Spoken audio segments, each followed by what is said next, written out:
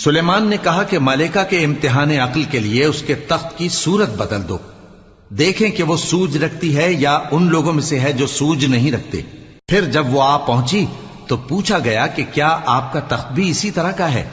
उसने कहा कि ये तो गोया हू बहू वही है, और हमको इससे पहले ही सुलेमान की अजमत शान का इल्म हो गया था, और हम फर्माबरदार हैं। और वो जो अल्लाह के सिवा दूसरों की परस्तिश करती थी, सुलेमान ने उसको उससे मना किया कि वो काफिरों में से थी। उसके बाद उससे कहा गया कि महल में चलिए। जब उसने उसके फर्श को देखा तो उसे पानी का हौज समझा और कपड़ा उठाकर अपनी पिंडलियां खोल दी।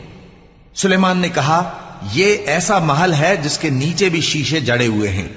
वो बोल उठी कि परवरदिगार, मैं अपने आप पर जुल्म करती रही थी और अब मैं सुलेमान के साथ अल्लाह रब्बुल आलमीन पर ईमान लाती हूं। और हमने